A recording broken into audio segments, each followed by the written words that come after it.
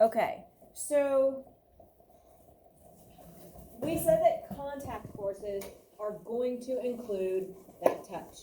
Our last unit, it was those invisible forces that are working through that field, right?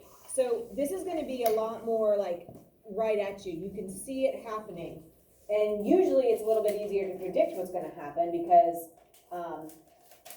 usually it's the forces that we think of all around us that we are used to seeing and experiencing. So the information that goes with the video that we just watched, frame of reference is a stationary position in space or time that we use to compare motion to. So most of the time we're going to use it like as a comparison, like where are we starting? Where's our ending? Is this where we're saying is the bottom, or is the floor the bottom? Is the countertop the bottom? So that's typically where it's going to be useful for us. But it's useful in helping to describe motion. And just like the video showed, motion can be described differently depending on the observer. If I'm the one doing the dropping, the ball looks like it's moving straight down. If I'm looking at somebody drop it, it looks like it curves.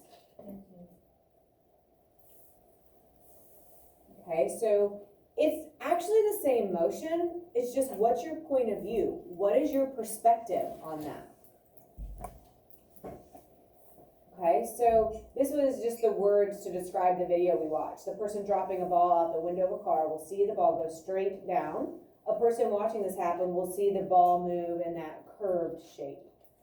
Don't get freaked out by the word parabolic. Just a curve, a parabola. So it has nothing to do with not being able to move anything?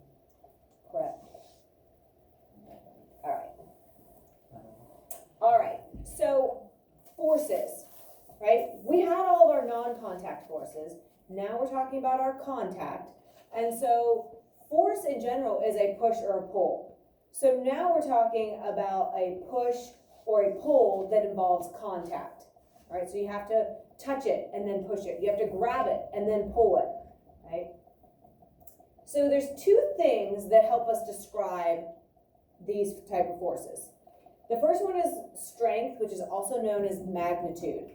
This information is going to be very helpful for you to get a good foundation this year because we talk about it a lot next year in physical science. All right, so magnitude is basically like the number, the amount, the strength that something is being pushed with or pulled with. And then also the direction. So going right, left, up, down, north, south, east, west. Depending on the situation, you might, describe that differently.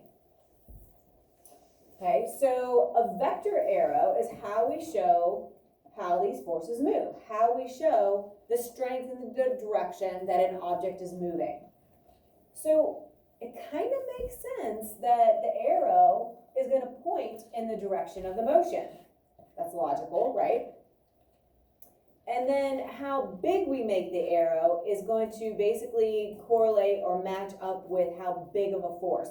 So if it's a really short arrow, it's probably a small amount of force. If you have a really big arrow, that's trying to represent a large force. So it's very visual and it's very, very logical. Like it matches. The arrow points in the direction of the force. The size of the arrow matches the size of the force or that magnitude.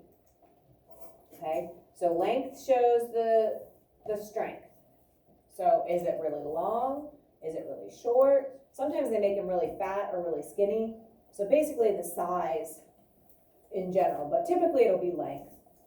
And then obviously the direction the arrow points in the direction of the force being applied.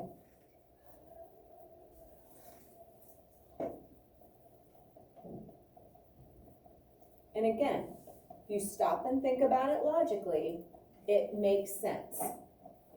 Yes? What if the arrows are pointing in both directions? Ooh, that's something called net forces, and that's what we're going to talk about. I don't know if we get to it quite today. It will move in the direction of the stronger force. All right, so if one's 10 to the right and one's 5 to the left, 10 to the right is stronger, so it's going to move in that direction. But we'll get into that, okay? All right.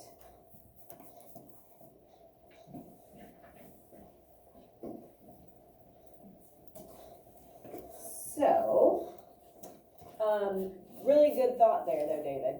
Definitely gonna get to that.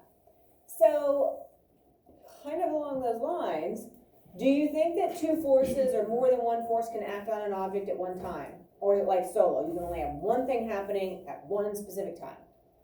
Who thinks you can have only one thing at a time? Who thinks that you can have multiple things?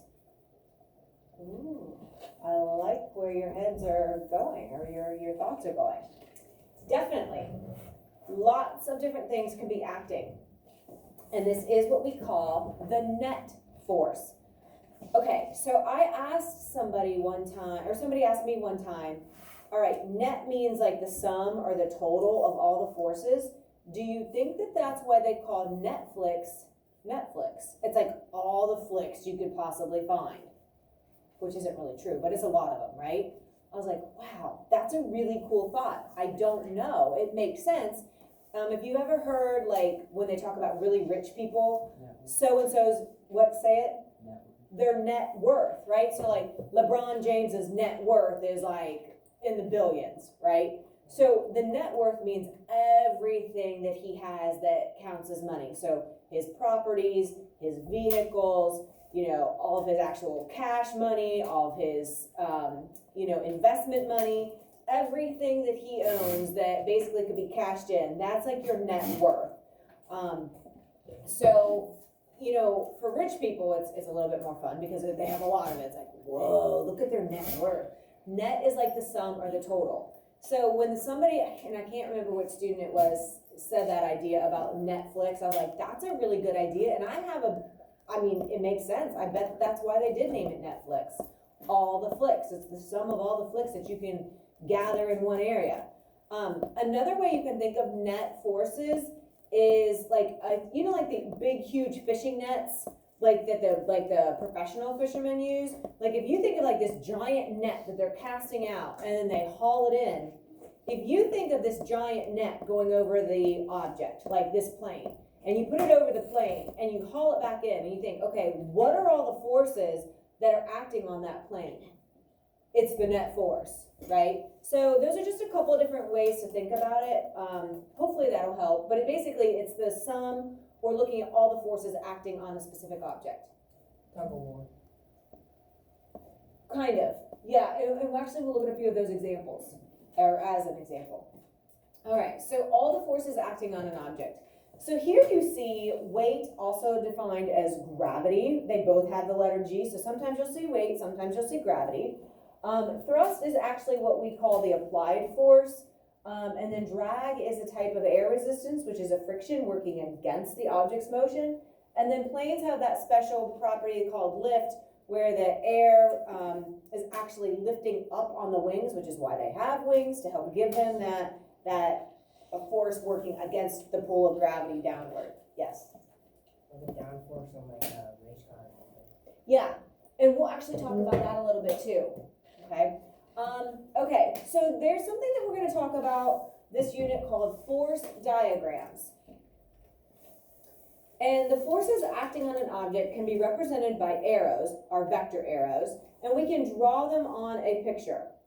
Now, the ones that I show here have like the object like as a cute little car, or cute little plane, or cute little skier. We're actually going to represent any kind of object generically with just like a box, a square. Some of you are like fantastic artists, and that's wonderful. The rest of us are not, right? So it's not a problem. We would just have a box here, and the description would say, okay, you know, there's a car moving to the left, and so we'll see a bunch of examples of this. In our notes, I have the better examples, but force diagrams usually are just a box, and that's not just for me because I am a terrible artist, but that's like a thing. Like that's pretty normal. Yes? Megan is a good artist. Megan? Yeah, it says her name below the picture. I don't have a Megan. It says They Megan. must have made it up. There are a few good artists that are trying to decorate our tables, but okay. So this thing, the picture, and then the arrows, that is called the force diagram. And so obviously the direction of the arrows show the direction of the force. So it's showing that push or that pull. So we're gonna call the movement or the thrust the applied force. You'll see sometimes a few different names. We'll talk maybe a little bit about normal force, and obviously we already know gravity, so. Anybody ever heard of friction? Not everybody. It's how applied Oh, that's friction. I only know Should friction have as- 5th grade We just last talked year. about Okay, all right. friction. All right, so this is, again, we would just represent it with a box. You have this picture and I want you to draw in the arrows, and we're gonna draw in, or like write in the forces that are acting on those arrows. So this first arrow is the direction of the motion or the thrust or the applied force. You'll see a lot of different ways. So that is telling us, hey, this person is moving down and to the right. That's the direction that the arrow is pointing. What force is it that you think is pulling the skier straight down? What? Gravity. Gravity. So there is a mixture of contact and non-contact forces, which is why we start with the non-contact so that we can add them into this unit. This is one that you probably have not heard of. Make sure your angle is like perpendicular to the skis. Don't make it straight up and down, but you're gonna have it kind of angled like this. I think honestly that this is the most difficult one because I know until I had science class, I had never thought of it. I had never heard of it. Didn't even know it was a thing. All right? This is called the normal force. You're like, what? Exactly. Hold that thought. We'll get to it. Hold that thought. And then finally, what usually works against motion? What's gonna like slow something down? Friction. There's a lot of different types. Sometimes we'll say air resistance. Sometimes we'll see drag. But all of those are types of friction. So if you see air resistance or drag, hopefully you'll get to the point where you recognize, okay, this is dealing with the friction. Okay, so make sure you have all 4 arrows and that you have those descriptions drawn in also. Okay, yes? Wouldn't this kind of like try to go upwards because of its slope at the front? That's just so that it doesn't like jam into the ground. That's just to kind of keep the snow from like building up, keeping it where it has a nice smooth kind of surface to go forward. It's not acting like sticking up so high that it'd be like giving it resistance, if that's what you mean. But I mean, when you're doing, it's called a butter when you do like a wheelie. Mm-hmm. That helps out a lot. Okay, I'll take your word for it. Not bad knee, I don't ski. Okay, all right, so we have time. Let's do the notes on this and then we'll pick back up with this tomorrow. So there's 2 types of forces that are almost always acting on things, or very commonly. The first one is the normal force. And again, it's weird that its name is normal because it's probably the one that seems the most unnormal to us. It's the force that naturally exists between 2 objects that are in direct contact. For direct contact, there has to be a touch. All right, that is the key. So a book resting on the table or my mouse pad on the table, they're touching. They are experiencing normal force. Okay, the table is considered to be stable. And so that stable object, the table, is going to push up on the book to keep the book from like being sucked through the table or from levitating and like being pushed up. All right, so it's kind of weird. We will stop That would be cool. there. One more. Oh, there's one more click? No. No. No. Nah, you're Make sure you have 7 done and we will pick up there tomorrow to explain normal force.